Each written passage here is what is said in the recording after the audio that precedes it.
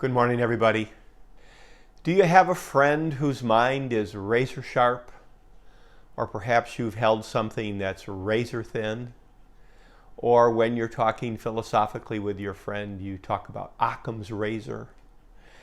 Well, it was on this date in 1901, on December 2, that King Gillette, and that was his first name, began selling razor blades.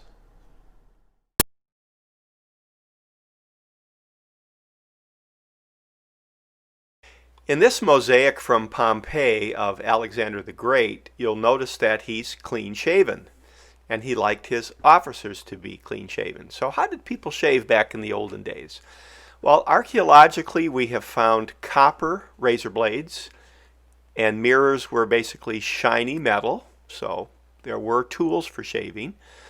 But by the time civilization moves on, we get the barber shop, because it was just easier to go to the barber to be shaved.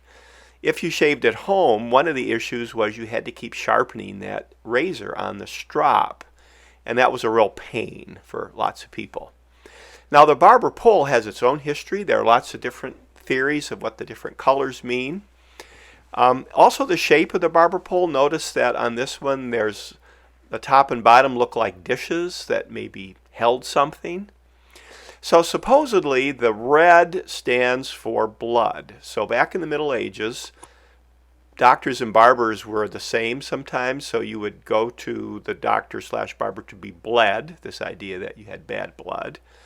Or you might go to the barber/doctor to be bled with leeches, and they would keep leeches in the little bowl at the top of the barber pole.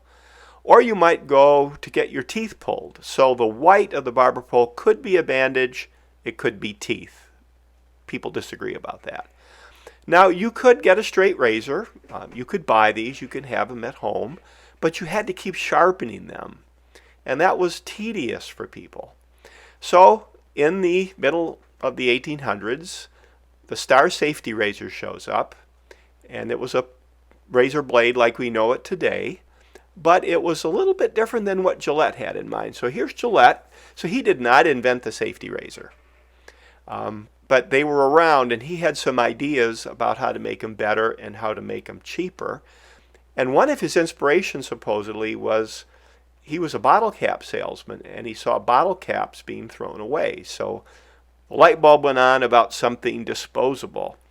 And here's the patent for his razor, and he realized, of course, if you basically give the handles away, you make your money on the blades. And that's still true today, isn't it? So one of his innovations was the high carbon steel, so it would be nice and sharp. And another one of his innovations was to use stamped steel instead of forged steel. That earlier razor I showed you had forged steel, and stamped steel is just a lot cheaper. And if you're going for disposability, that's crucial. Now, his early razor blades cost about $5. In today's money, that would be about $155. Imagine that. Well, when World War I came, the Army asked Gillette to supply razor blades for the soldiers, which it did. Here's a World War I razor set. And the same thing happened in World War II. So here's a World War II razor set. So lots of GIs, and remember there were about 15 million people in uniform in World War II, either learned to shave or kept shaving with Gillette products. So it became a worldwide company.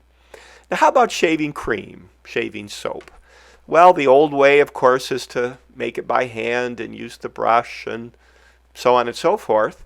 About 100 years ago, Barbasol came out with a shaving, kind of like an ointment in a tube. And I think Barbasol is the oldest brand name of shaving cream, shaving soap. Another brand name was Burma Shave, and it was the same kind of idea. It came in a tube, and you'd put it on your face. Those of a certain age remember the Burma Shave poems along the highways, like this one.